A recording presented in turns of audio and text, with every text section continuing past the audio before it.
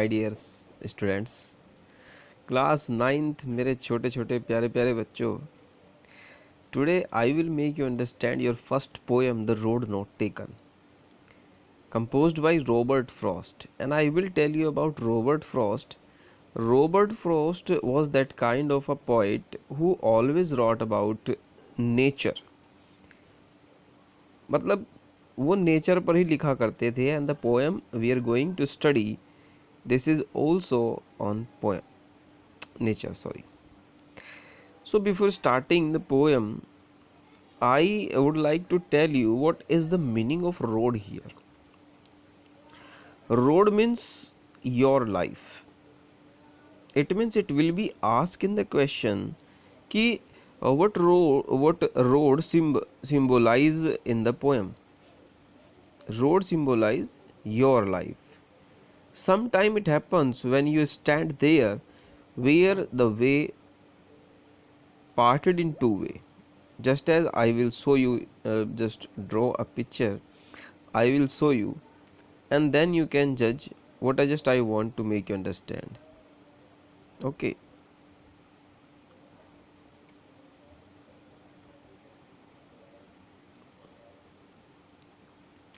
So you can see here, he is the poet. Okay. And he is standing over one point where road breaks in two parts. यहाँ पर जो आपका point खड़ा हुआ है वो दो, जो रोड है वो दो हिस्सों में बढ़ती है और इसी को कहा गया है द रोड नॉट टेकन. एक ऐसी रोड जिस पर आप चल नहीं पाए. और ये जो रोड है माय डियर बच्चों, ये कहाँ पर जाकर ख़त्म हो जाती है? ये ख़त्म हो जाती है पेड़ पौधे और झाड़ियों के बीच में. मैं इसलिए थोड़ा सा ड्रा कर पाया हूँ क्योंकि आपको पता ही है स्क्रीन पर तो ऐसे ही ड्रा होता है. So let's start the poem my dear super students. We will start from here. Two roads diverged. Diverged का मतलब होता है बटना. In a yellow wood. Two roads diverged in a yellow wood. Diverged का मतलब मुड़ना भी होता है, यहाँ पर मुड़ना है इसका मतलब.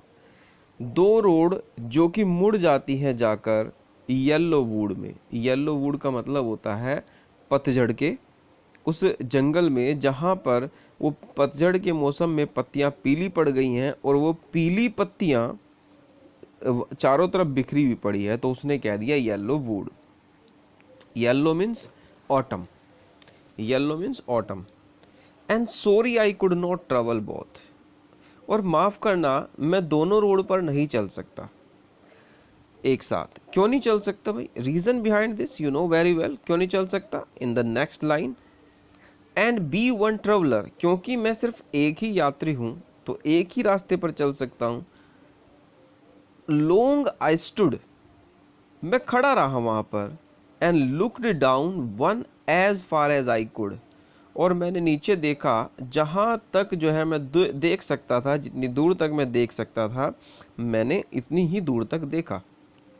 To where it bent in the undergrowth. जहाँ पर ये अंडर ग्रोथ में जाकर मुड़ जाती है. अंडर ग्रोथ किसको कहते हैं? ये जो पेड़ पौधे जो हैं ये अंडर ग्रोथ होते हैं आपके, मतलब झाड़ियाँ. ये दोनों की दोनों जो सड़कें हैं, जो यहाँ पर मैं आपको कलर चेंज करके बता देता हूँ. ये जो दोनों की दोनों सड़कें हैं ना माय डियर बच्चों, ये कहाँ पर चली जाती हैं? ये चली जाती हैं झाड़ियों में. तो two roads diverge in a yellow wood and sorry I could not travel both. And be one traveller long I stood and looked down one as far as I could. To where it bent. Bent का मतलब मुड़ना होता है, जहाँ पर ये मुड़ जाती हैं इन दी अंडर ग्रोथ, झाड़ियों के पास जाकर. Then took the other just as fair. तब मैंने उस रोड को देखा. सेकेंड पैराग्राफ पे आगे. Then took the other just as fair and having perhaps the better claim. अब ये क्या कहता है? पोइट कहता है मैंने फिर दूसरी रोड को देखा. जस्ट एज फेयर, बिल्कुल साफ पड़ी हुई थी. And having perhaps the better claim, और शायद वो एक क्लेम कर रही थी. क्लेम का मतलब होता है दावा करना. क्या? कि आइए और मेरे ऊपर से चलिए. मतलब ऐसा लग रहा था जैसे कि वो रोड कह रही हो कि आइए और मेरे ऊपर से चलकर जाइए। इसी लाइन का मीनिंग है यहाँ पर ये, and having perhaps the better claim because it was grassy and wanted wear, क्योंकि उस पर घास उगी हुई थी, एंड वांटेड वियर, और वो घास भी चाहती थी कि उस पर कदमों के निशान पड़े। मतलब उस रोड पर कोई चला हुआ नहीं था, उस रोड पर कोई चलकर नहीं गया था, इसलिए वो रोड जो है ऐसा लग रहा था। ये मत सोचना कि वो रोड कह रही है, ऐसा पोइट को लग रहा था कि रोड ये कहना चाह रही है कि आइए और मेरे ऊपर से चलकर जाइए। Though as for that the passing there had worn them really about the same, क्योंकि देखने में तो वो रोड बिल्कुल दूसरी रोड की तरह ही नजर आ रही थी। देखो अगर रोड से जाया जाए, दो एज यद्यपि, ओ थोड़ा हिल गया भी, तो यद्यपि for that the passing there, अगर उधर से गुजरा जाए, निकला जाए या चला जाए, हैड वोर्न, तो पैरों के निशान तो बिल्कुल ऐसे ही आएंगे, रियली अबाउट द सेम, जैसे कि दूसरी पर आएंगे। क्यों? क्योंकि दोनों की दोनों, मैंने बताया ना, दोनों की दोनों रोड जो हैं वो बिल्कुल सेम नजर आ रही हैं, साफ सुथरी नजर आ रही हैं। क्यों आ रही हैं? क्वेश्चन है, आंसर देखो फिर। And both that morning equally ले, क्योंकि उस सुबह, जिस सुबह की ये बात कर रहा है, वो बिल्कुल एक जैसी नजर आ रही है। किस वजह से? क्योंकि सुबह का टाइम है, मॉर्निंग टाइम है, और उस रोड पर कोई चला नहीं है, दोनों पर ही। इन लीव्स, देखो आगे कहता है, no step had trodden black, क्योंकि किसी भी पैर ने उन पत्तियों को कुचला नहीं है। लीव्स मीन्स पत्तियां, स्टेप मीन्स कदम, ट्रोडन मीन्स कुचलना। तो किसी भी पत्ती को किसी कदम ने कुचला नहीं है। Oh I kept the first for another day, oh काश, देखो देखो वर्ड लिखा हुआ है, मैं आपको एक बार लाइन से समझा देता हूँ। Oh I kept the first for another day, काश मैं एक जो रोड है उस पर, जिस पर मैं चल नहीं पाऊंगा, उसे किसी और दिन के लिए जो है रख लेता, किसी और दिन चलता उस पर। यहाँ पर एक छोटा सा जो है माय डियर बच्चों, मैं थोड़ा ब्रेक लेकर आपको समझाता हूँ। देखो ये एक रोड है, मैंने आपको शुरू में क्या समझाया था, पॉइंट यहाँ पर खड़ा हुआ है, और road is equal to your life. जो रोड है वो आपकी आपकी लाइफ के इक्वल है। मतलब कि अगर लाइफ में आपने देखा हो समय बीत गया है, तो क्या वो समय वापस आएगा कि आप ये सोचेंगे चलो भाई ये वाली रोड तो गलत है हमारी, हम नहीं चलते इस पे को, हम तो अब इस पे को चलकर देख लेंगे? नहीं, ऐसा नहीं हो सकता। when you are going forward, moving forward in one direction in your life, you cannot be back, वापस नहीं आ सकते आप। दूसरे तरीके से समझिए, चलो भाई, अगर आपकी एज, माय डियर बच्चों, जब आपकी एज अभी 10 या 11 साल होगी या 12 साल होगी, नाइन्थ में हो तो 13 साल भी हो सकती है, और 13 साल का बच्चा, यानी कि अब आप लगभग 12th में जब आ जाओगे तो 15 या 16 साल के हो जाओगे।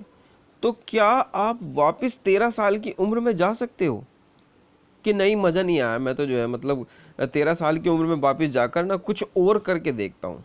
ऐसा तो नहीं होता ना, जो बीत गया तो वो बीत गया। ये बात यहाँ पर बताई गई है जो मैंने आपको कही है। Oh I kept the first for another day, काश कि मैं एक रोड को किसी और दिन के लिए रख लेता, येट नोइंग, लेकिन जानते हुए, how way Leeds on two way, कि जो रास्ता किस तरफ जाता है, आई doubted if I should ever come back, पर मुझे डाउट है मैं जिस रास्ते पर जाऊंगा उस रास्ते से वापस नहीं आऊंगा। क्यों नहीं आऊंगा? मैंने बताया ना भी, क्यों नहीं आ सकता वापस, वो ये लाइफ है, रोड तो उसको कहा गया है।